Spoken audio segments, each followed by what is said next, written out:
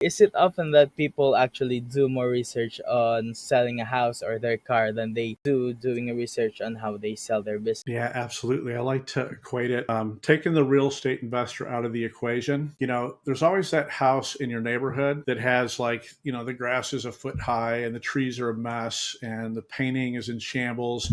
And then you have the house where somebody has really taken care of it, right? The landscaping's impeccable. The yard looks great. They painted the exterior. The interior is fantastic. And pound for pound, like if I'm a buyer and I've built companies and grown them, I don't want the fixer upper. Largely don't, right? What I want is one that I can look at and say, hey, I can grow it and take it to the next level.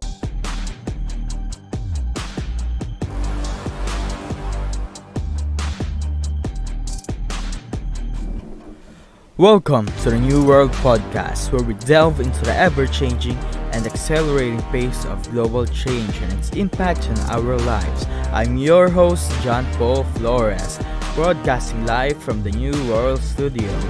Today, we're diving into the world of AI and automation.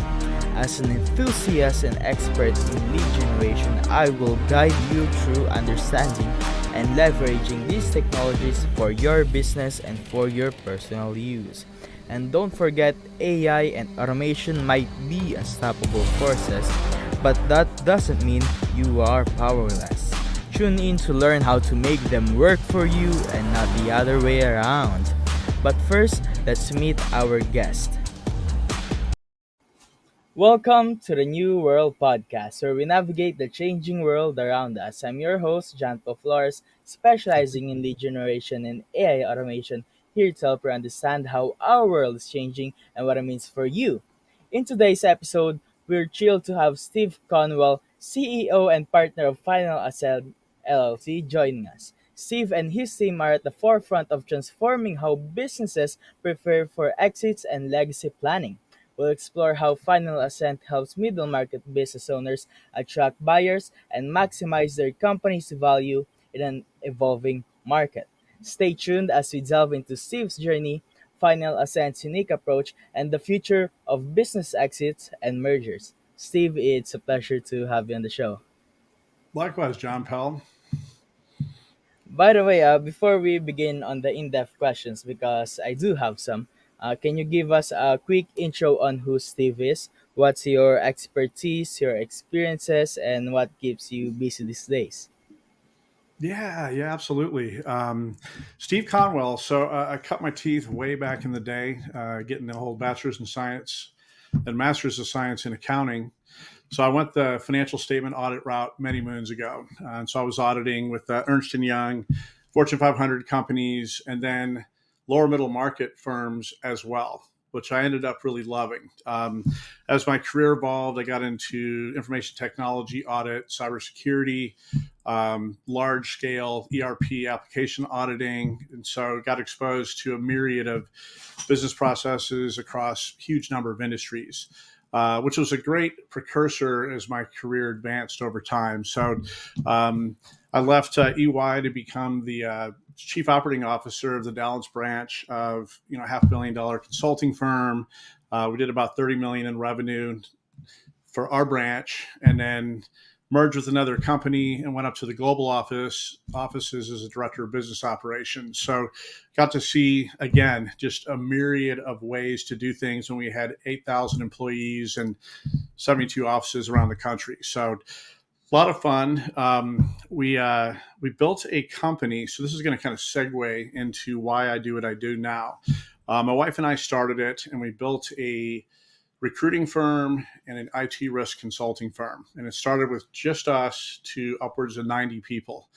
And way back when, we ended up selling it to the number 9 public accounting firm so they could open their South presence. And we thought we did great, right? So as you fast forward, I was the chief financial officer for a residential real estate firm, and we had an exit planning person that was an advisor consulting them. And I started looking at this, and so this is kind of interesting. And as I started learning more, I realized we went about it completely the wrong way.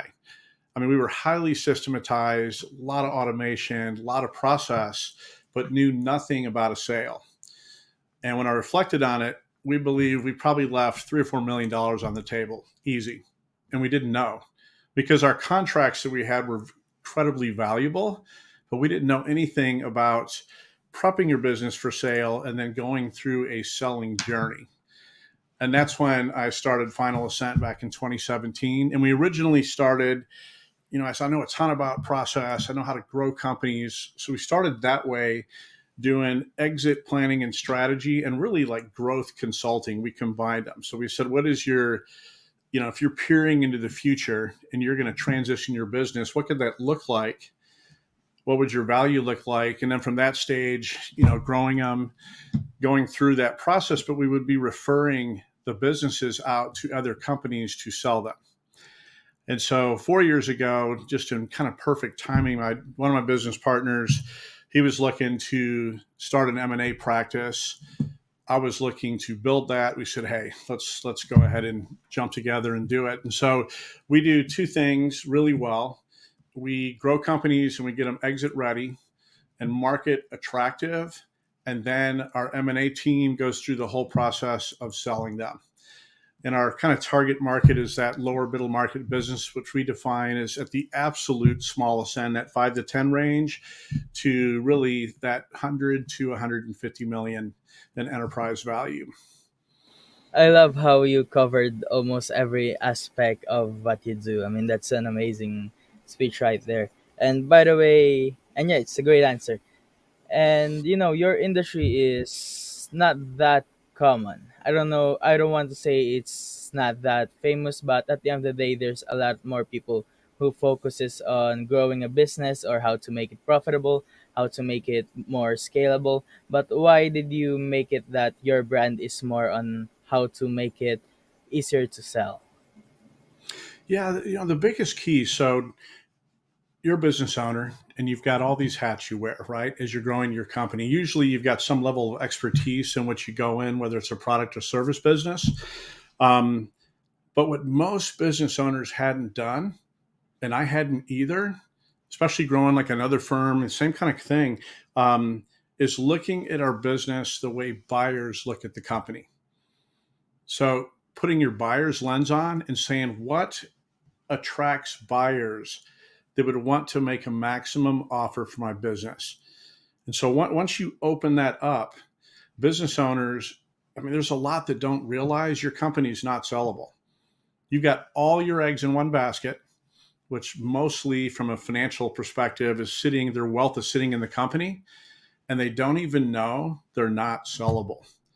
And that really bothers me. I mean, it tugs at my heart, right? Because here's these folks that want to achieve the American dream, and they don't even realize that that dream right now is not going to happen. And a nightmare downstream is going to come knocking when they say, hey, I want to sell my company. And it's like, it's 100% dependent on you. It's not sellable. It doesn't compare to your peers. It's not great timing, and you can't take it to market. So that's why we focus on, I mean, there's a lot that we focus on, right, to get companies exit ready and attractive and to grow their enterprise value.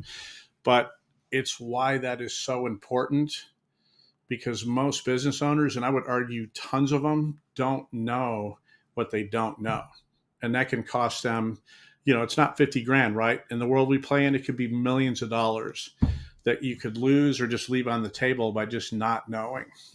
That makes sense? It absolutely does. And if you think about it, most of the time, the businesses we built, since we've worked on it for decades, we think of it as kind of our own child, and we would like to think that people see it as the way we see it, but absolutely, it doesn't work that way, right? Yeah, it's their baby. I like to say that, the biggest decision initially was starting the company, right? I mean, it is. It's like, oh my gosh, we're starting. We got our first employee, the new customer, etc. But equally as important is downstream when they want to sell, which you could said 10, 20, 30 years later, it is truly wrapped up into the fabric of that owner's psyche. And so it is like their child. And there's a huge emotional roller coaster they're going to go through, and they don't realize it's like the death of the child, right? It's like when you get the call or your kids come by and want, hey, we're getting married. tremendously exciting thing as a parent, but then they're leaving the nest, right? It's the same thing with the business and leaving that nest and leaving that baby. As a company, for what we do, we have to take it very seriously because it is literally who they are as people oftentimes, and how they identify themselves. And we got to make sure that we take care of that and really guide them through that journey, because it's a crazy one. It's definitely a crazy one. And if you think about it, you spend more time with your business than probably your kids. So yeah, it will hurt more. And by the way, is it often that people actually do more research on selling a house or their car than they do doing a research on how they sell their business? Yeah, absolutely. I like to equate it, taking the real estate investor out of the equation. There's always that house in your neighborhood that has, like, the grass is a foot high and the trees are a mess and the painting is in shambles. The house, right? And then you have the house where somebody has really taken care of it, right? The landscaping's impeccable, the yard looks great, they painted the exterior, the interior is fantastic. And pound for pound, like if I'm a buyer and I've built companies and grown them, I don't want the fixer upper. Largely don't, right? But I want is one that I can look at and say, hey, I can grow it and take it to the next level. That's what I would like to do. I'd like to build, let's go and create 10 of these or 20 of these. And that, the sad reality, I'll keep bringing this up, is that there are business owners that don't realize their business is like the house that is the mess, right? They don't know. And so that's why we do what we do, and we love what we do, to convert that house into something that is beautiful, they can be incredibly proud of, and they can create a legacy for their families for sure. And I bet there's cases that people actually made the house or their business so personalized to them that nobody actually wants to buy it because it's not a business anymore, it's you. Yeah, when a business is dependent on its owner, so the owner's like the hub, and everybody else is the spoke. So customers want to talk to them. Anytime there's a problem, you got to go to the owner. They know all their customers by name. Um, a buyer looks at it and goes, if you're not in the business anymore, we don't have a business. But think about a lot of owners. I mean, some are big type A's, larger than life personalities. They just don't realize that from a buyer's perspective, their attractiveness and like marketability goes down significantly in those situations. It doesn't mean that you can't sell, but it may mean that you're going to have to stay in the business for another 3 to 5 years. It may means that half of the check you're going to earn it over that 3 to 5 years. And depending on their situation, they may need to sell now and walk away now, at which point the buyers will be polite and they'll just walk away.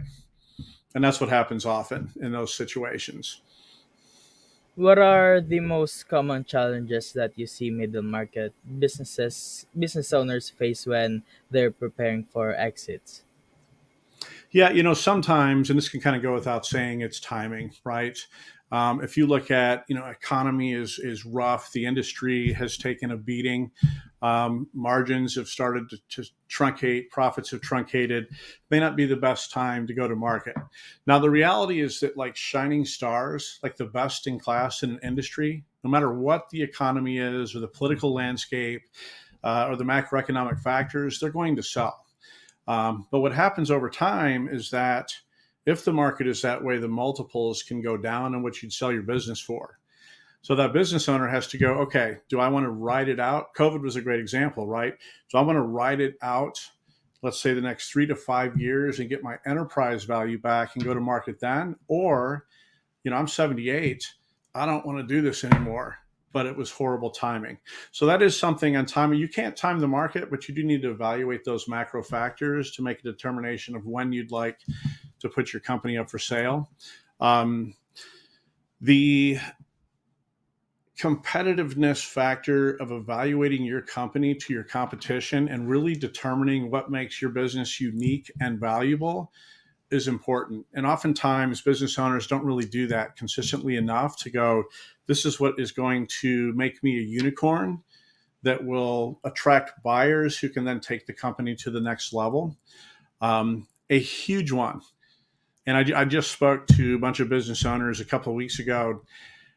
I can't tell you, I actually taught on accrual accounting the next week and told them this is very important, is that their financial performance, one, is not what it needs to be, where they're growing their top line, let's say year over year, 30%.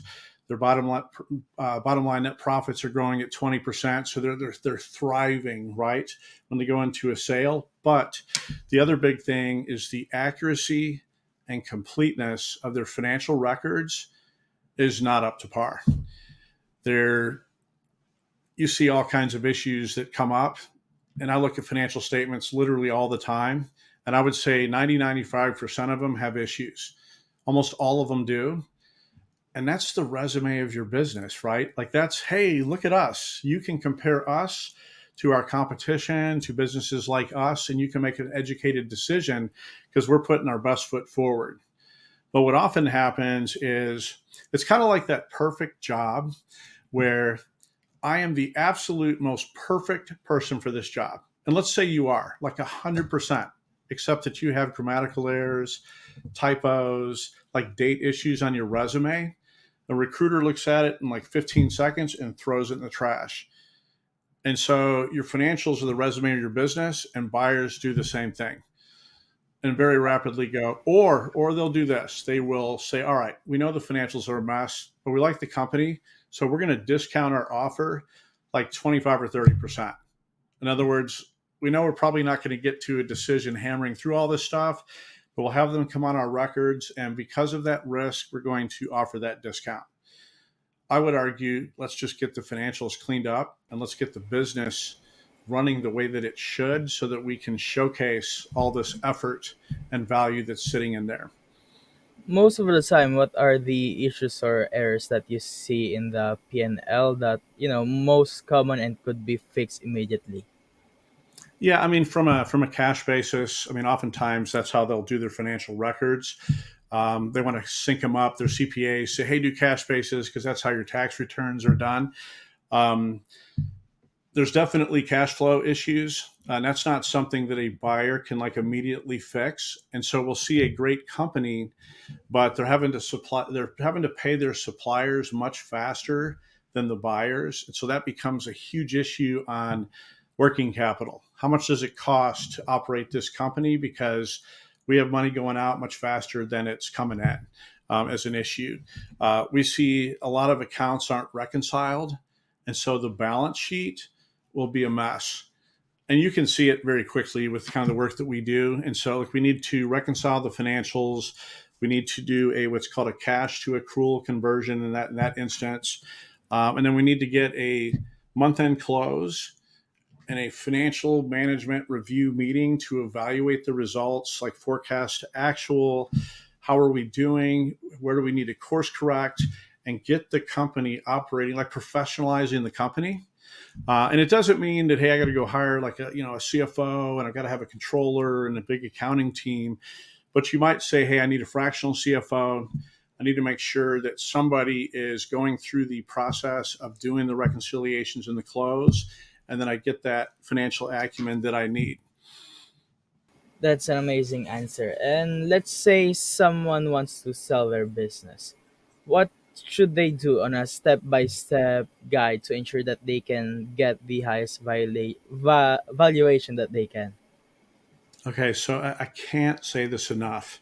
And it's going to come across like, well, you're saying it so that all of your audience can come talk to somebody like me.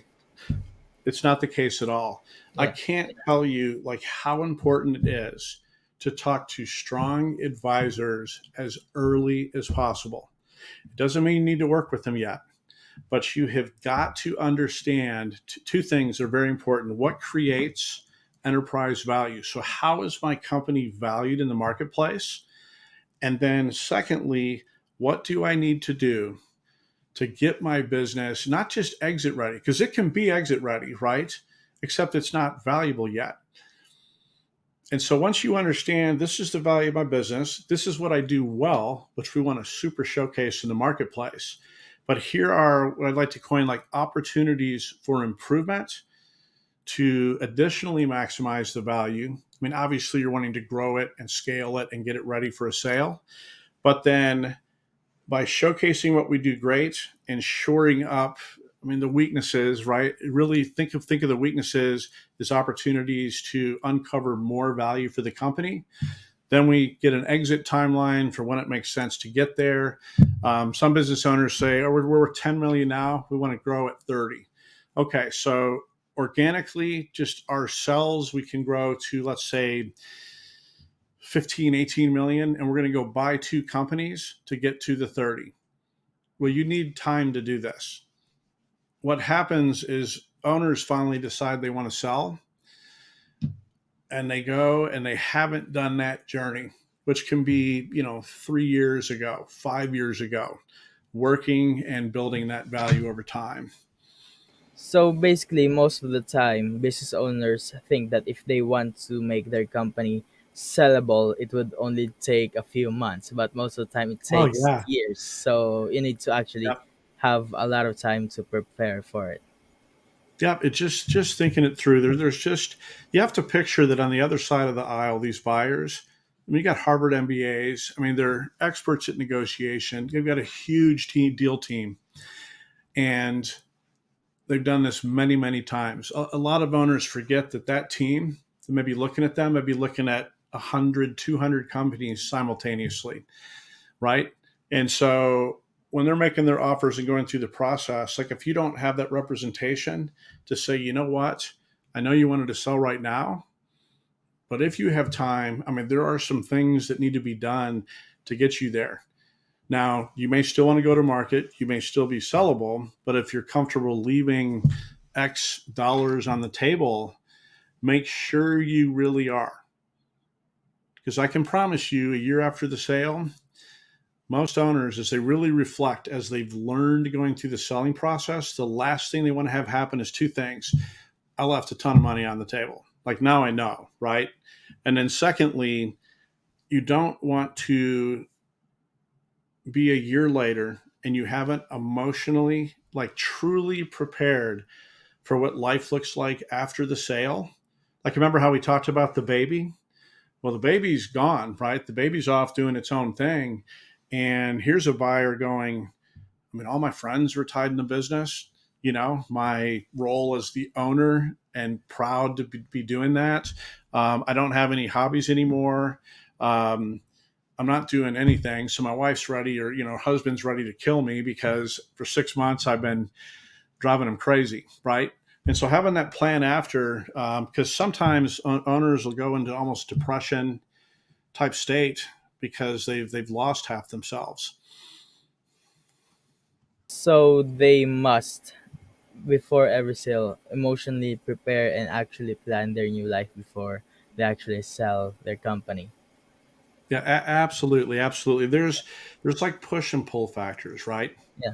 So if you're getting pulled out of the business, now some things or life comes at you fast, right? So it's a divorce situation. Um, could be that the owner is ill. Could be that they're just sick of running the company. Could be that there's a kid situation and they have to move. It could be that they're tweeners and their parents have dementia or something. Like they have to sell then. They're getting pulled out of the business for a variety of factors, versus being pushed out to build another company, to volunteer, to travel, to have vacations, to buy that cool lake house. You have things that are pushing you out, that are exciting on that next journey.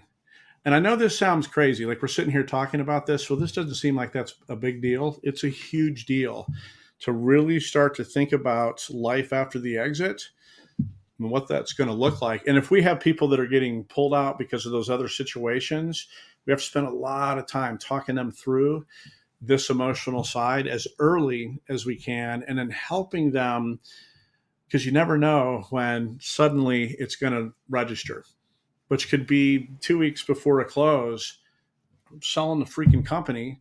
and I got nothing past this, and it hits them. So that's where time helps, and that's where thinking this stuff through and then revisiting it and talking about it again, and keeping them from dropping off the ledge and getting kind of nervous and stressed because it's all new to them is just part of it. I'll have to kind of say we're like exit psychologists because it's just the nature of the beast. It's like if a deal hasn't shut down at least two times, if not three, it's not a real deal. But to an owner, oh my gosh, the sky is falling. No, it's not. It's just normal. Or it may be a negotiation strategy, but we'll get through this for sure. Oh man, you also need to be a good therapist for what you're doing.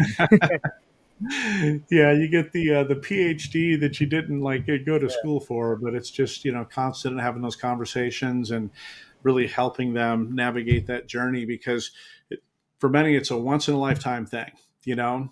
And you got to be proud about what they've done and get excited about it. Oh my gosh, it's so cool what you guys do, and then really have to have that entrepreneurial spirit yourself to say, hey, let's go do this together. Let's help. Let's bring on the right folks on the bus, and let's get you over that finish line because it's going to be like no other. You'll be able to tell your grandkids and great grandkids about that journey and what happened, and hopefully pass that spirit on to them as well. Right? By the way, you mentioned that you also sold your company beforehand. How did you deal with, losing a child? 'Cause, it is what it is.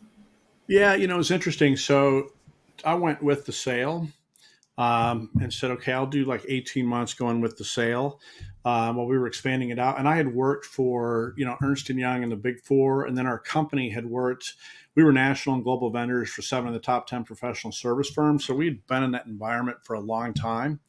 And so going back to it from my perspective was, I'm used to being in a top 10 environment. So it wasn't that bad. After 18 months, I said, let's go fire up another company. I mean, you're just entrepreneurial, right?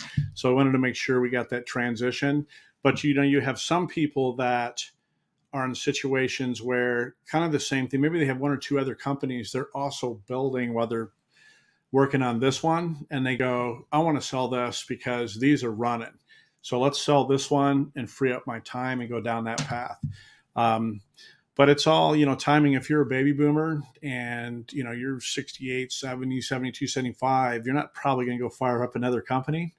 But man, if you've had it for you started this thing in 1982, it is going to be, no matter what you think and no matter how much you're prepared for it, it's part of the fabric of who you are.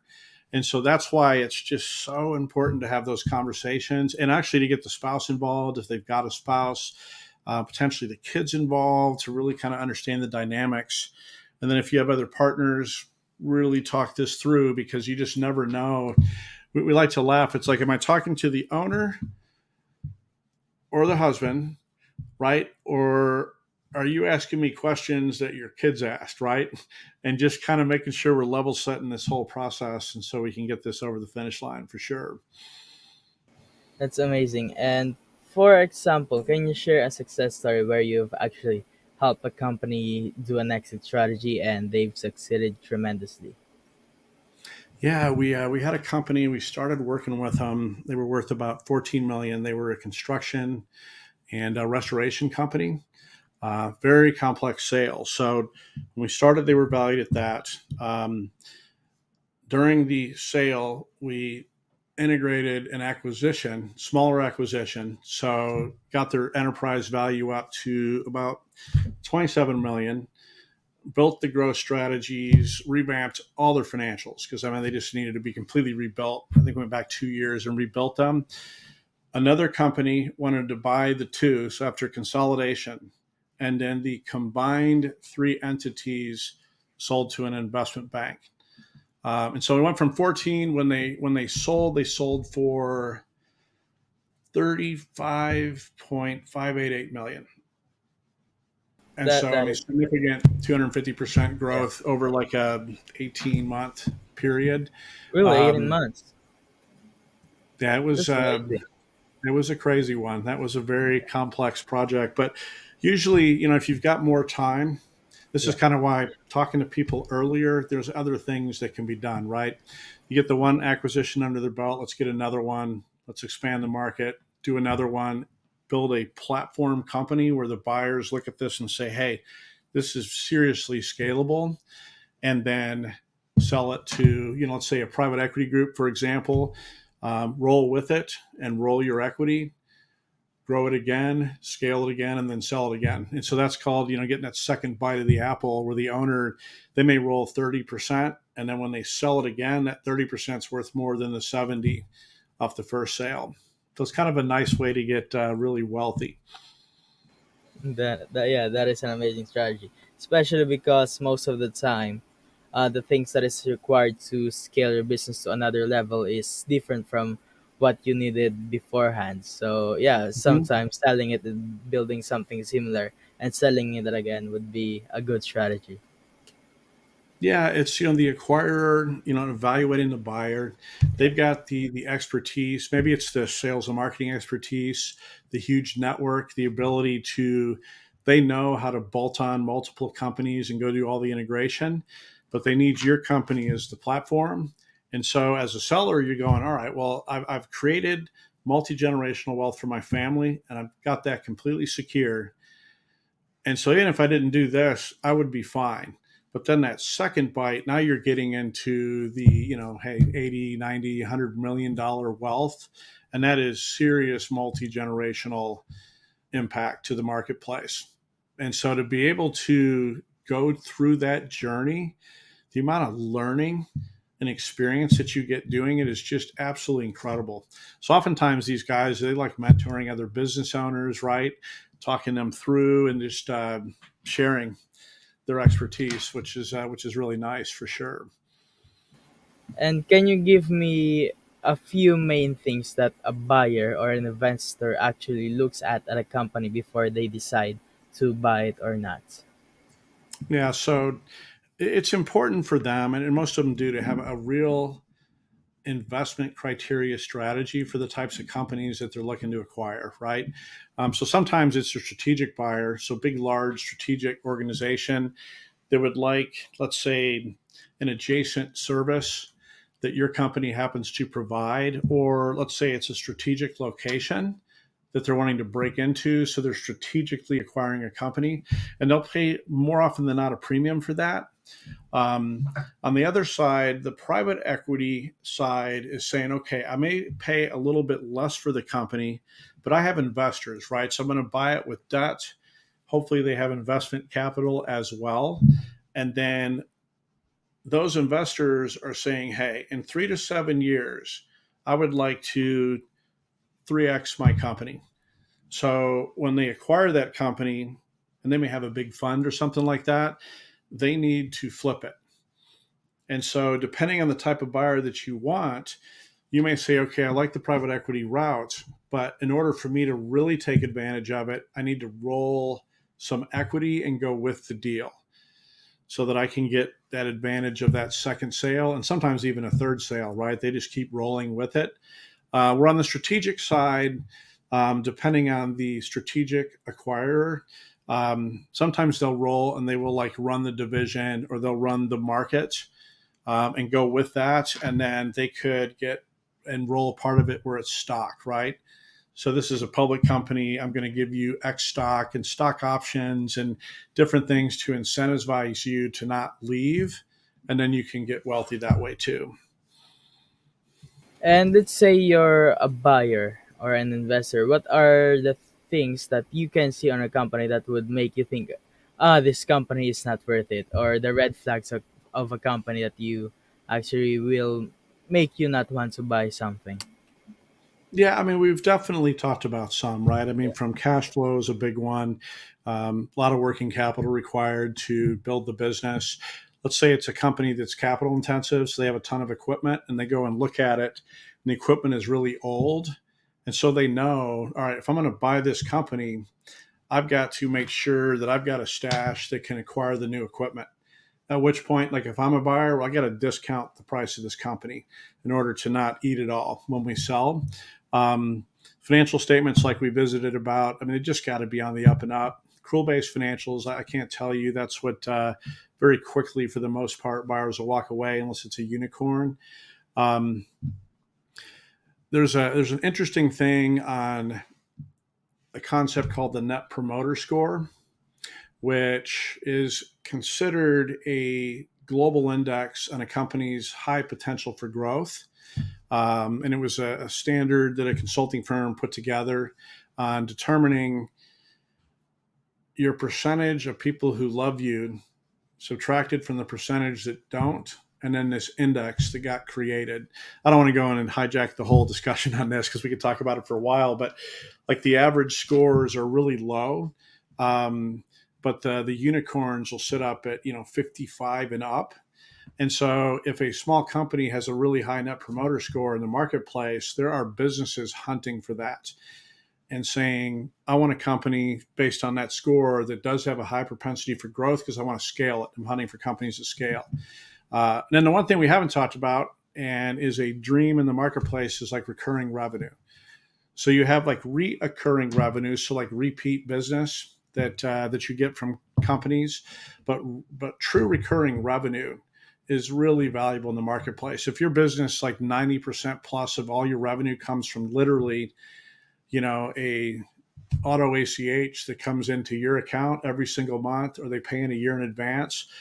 I mean, we get multiple buyers a week literally hunting for this. At a minimum, 50 to 60% of the revenue we want recurring, and they're all hunting for this. We sold a business that, so think about this. You had a business owner and his friend, son and daughter, only employees in the company. They had contractors and other folks, and they built a continuing education business in like the medical field. And when they sold that company, it's 100% recurring revenue and pretty much just operated itself.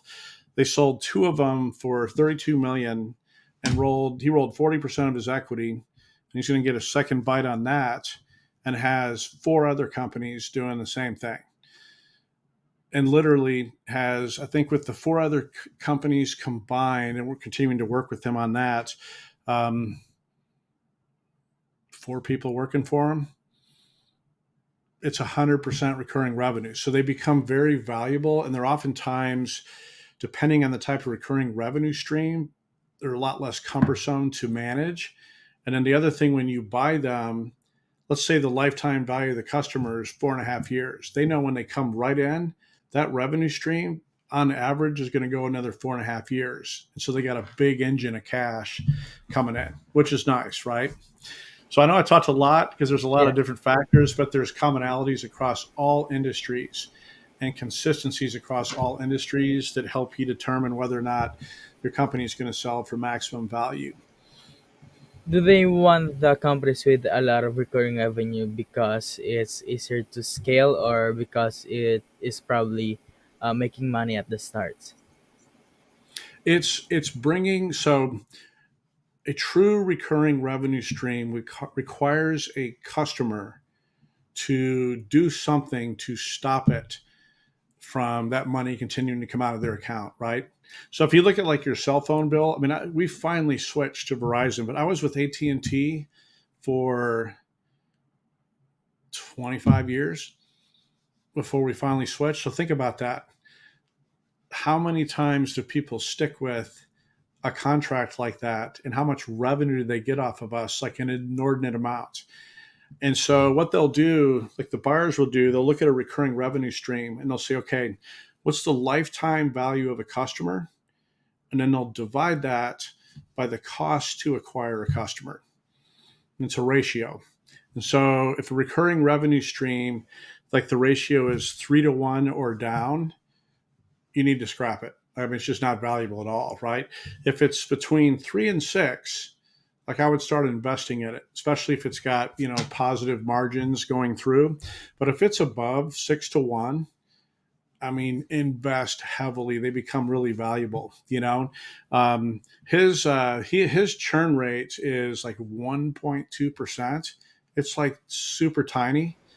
And the lifetime value of his customers, like we have a business that he started, we can't even calculate the lifetime value because nobody leaves, right? So it's continuing education. So the hook is you can't really leave it because you need the continuing education. So that keeps people on there.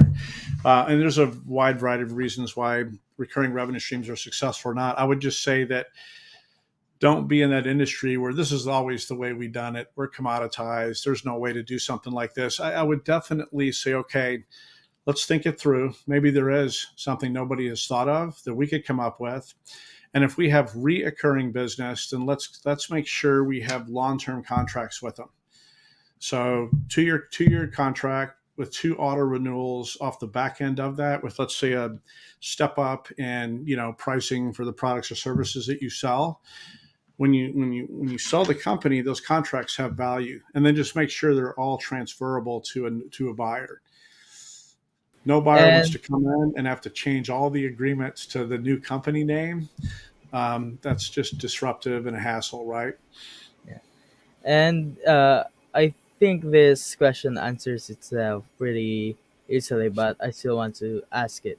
Is Yeah. the because there's the recurring monthly revenue. Let's say you have that as a company. Is that the revenue that automatically comes in without the buyer having to send it manually actually more valuable than the one where you send a monthly invoice to a customer and they need to pay it manually? Yeah. So think about it this way. So recurring revenue streams, by their nature, you're getting cash in advance, right? So where companies get themselves in trouble. So let's say that they have a supplier that wants to pay 50% up front because they buy things overseas, and 50% when it leaves their shore. Okay. Then that's going to get tied up for, let's say, takes a month, 2 months to get to you. You've already paid out, so now you're behind now by a month, maybe 45 days, 2 months in working capital because you haven't got any money yet. So then your customer says, all right, well, you negotiated, let's say, net 30 terms, which are great. So you think you're fine. You get the products. They say, I only want you invoicing me once a month on net 30. So month end wraps up, got to get the book squared away, and it takes you 6 or 7 days to actually bill. So it's time, right? You send it to the client, they get it, and then instead of paying you on net 30 because we're not really watching it, they're paying you, and it's a big client, on like net 60. So we just lost, like, from money that went out to when it actually came into your company. It could be 90 days or 100 days, right? So you have to be able to float. You have to have a big cash balance to float that. And so where it gets sad is you'll get these companies, they finally start getting, let's say, big box retailers, these large whale accounts. But because their cash flow is upside down, this becomes the big downfall. And buyers can't come in and say, I'm going to go renegotiate all these contracts. So they walk away. So that it's called the cash to conversion cycle. And it's super important to evaluate this and go, okay, how can I reverse this? You may not 100% be able to reverse it, but you don't want a bunch of lines that you're managing and floating for a long time and paying interest on, and banks are getting stressed out. They don't want to fund you because the capital's out too long, like the receivables. And so it just becomes a stressful situation for business owners. So same industry, but reversed. And then negotiate net 60 terms upon delivery, and then that net 30, but they're on it. Maybe they do like 2% or 1% net 15. So some will pay earlier. Now they're getting cash in before the cash actually goes out, and now you can scale. Now you can So scale. it's very important that when you send something out, you actually get paid as soon as possible. So that's a very important Yeah. factor. Yeah, it doesn't happen all the time, right? I mean, in Yeah, a perfect world, it would all work out this way, but it yeah. doesn't. But you really need to be thinking about it, and you need to think about invoicing as fast as you can, accurately and completely to the right people with the right approvals, making sure they've got it, making sure that cycle, the squeaky wheel gets the grease, and then reeling it in on the payment terms. And then if they're not paying, I mean, I have a client that charges them 5% for every month they're over. And And by most of the golly, it time, reels in the money. there there's strategies on how to actually make your clients pay you faster. So I Mhm. think if you can do it that way, right? Yeah, and if you have a valuable business, it's something that Yeah, they really want, and there's something unique about it, then that yeah, value creation allows you to go after better terms. The other thing that people get in trouble with, so let's say it's some big Fortune 500 company is going to be their client, and then procurement gets in the game, and then the attorneys, and so you can't change a word. Yeah, you can. I mean, I would be sending the clauses that deal with like anything on, limits of liability and stuff like that to my business insurance company to go, are you happy with this? You know, and nope, change the language there. Oh, you can only invoice once a month. Now we're going to invoice every other week on net 15 because we're a small company and we're not going to be able to do it. And then if you work with them and negotiate, you can get it down. Some people just, they're so excited to get the big account that they don't do that due diligence. And oftentimes, I mean, that's your one shot to get that stuff squared away. And then you may have to wait a year.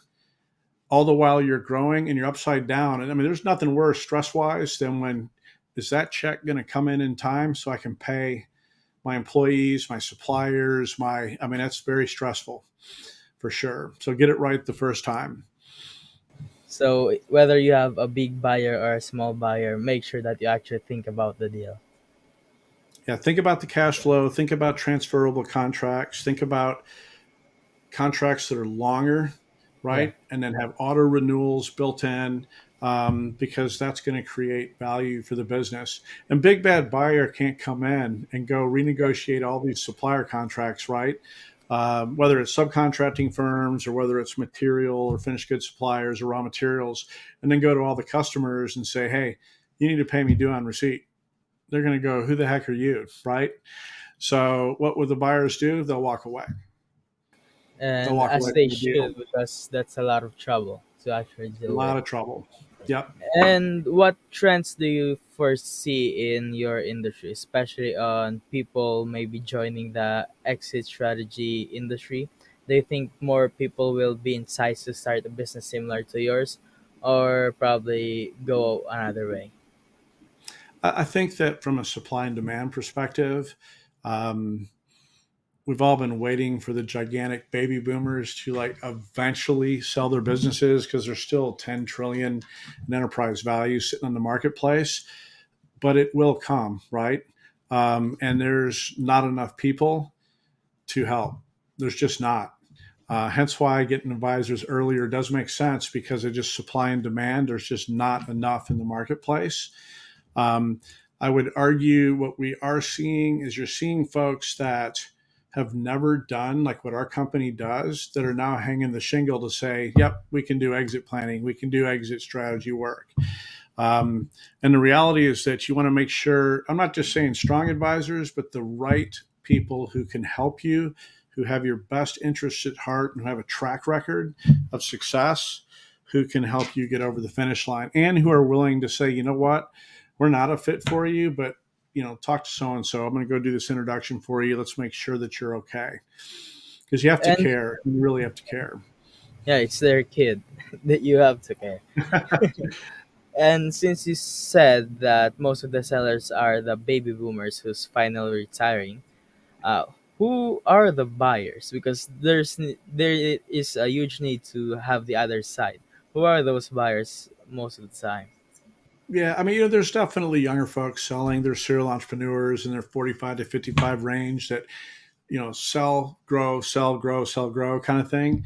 But from a buyer perspective, some of the buyers from the business transition side of things, maybe the employees, right? So you may have a situation where it's like an employee stock purchase plan. Um, you may have the kids, which oftentimes the kids go, no, I just want the money. I don't want to run the company, but hey, could you sell it to us that way? Um, you may have management teams, and this is harder and more complex to do, but management teams that will buy the company. Usually get into tax situations with that strategy if it's not done early enough. Obviously, the third party sale that we mentioned as a sell strategy. And then, sometimes like, hey, this is a third generation company or fourth or fifth generation company. And we're just going to keep it in house. We're not going to ever sell to a third party. But identifying the different transition options early will help you determine what's the best strategy for when it gets to that stage and that transition is going to occur. Because there are some strategies that it's too late. I mean, you can't do it. I know you want to, but you can't. Had we done it, a few years ago, we would have had enough runway to get there, but now we don't. So that's why it's important. And since we're nearing the end of the podcast, for business owners who are considering preparing their business for an exit, what advice would you give them to get started? Yeah, I mean, literally do your research. Yeah. Um, really understand, what it takes to attract buyers, um, to go through a business sale, and to understand like what the value of your business is. That's vitally important. I mean, we would do a free like valuation for your audience to sit down and talk through in a free consultation to help get that understanding, and then just God forbid, just start thinking about it earlier. Um, and then what we'd want to do, and what like the business owner would want to do, is from time of sale back up like 9 months from when you actually go to market, preparation, and then before that on time to get to the value before you get there. And it goes fast. I mean, it goes really fast. So understanding that would be super helpful for them for sure. And do you have any last advice for life for anyone who might be listening? I mean, from a life perspective, I mean, we just celebrated our 30th anniversary. My wife's, my better half, right? My bride. I mean, she's my best friend. Our kids are empty nesters and going through that whole journey. And just building and growing companies, you have to enjoy it, right? I think people get so caught up in like the minutia and they're just working in the business and kind of getting buried. But it's nice to step back, Yeah. look at it, evaluate, take some pride in what you've done, and what you've accomplished, and just make sure that life after that sale, because you've thought it through, can be just a wonderful thing going into your Yeah. retirement and your golden years for sure. I do see that you have a lot of enthusiasm for what you're talking about, which is very rare nowadays. So that's amazing. Thanks. And where can people find you? Yeah, I mean, the S Conwell at finalascent.com. You can find me on LinkedIn. So Steve Conwell, and find me on LinkedIn. I'm pretty active on there. And if they definitely want to give me a call and visit as well, you can find that contact information on LinkedIn for sure. That's amazing. And again, thank you for joining the podcast. It was a really fun conversation. Oh, thanks a lot. Likewise, John Paul. I appreciate you inviting me on. Means a lot. That's all for today's episode of the New World Podcast. We have explored some fascinating topics with our amazing guests, shedding light on the upcoming New World.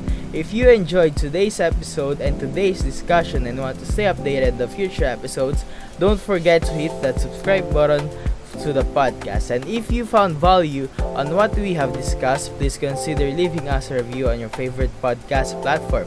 Remember, if you have any questions or topics you'd like us to cover, or if you are interested in being a guest in the future, please feel free to reach out to me via LinkedIn or email me at john.paul@aicinix.com and add New World Podcast, all capital, in the subject line so I can see it. I always love hearing from our listeners. And don't forget to check out our amazing guests. You can find more information about them by the contact details we provided earlier. Again, thank you for tuning in on the New World Podcast. I know your time is very important and I try to always make the next episode better than the last. Until next time, keep learning, keep growing, keep innovating. This is John Paul Flores signing off from the New World Podcast.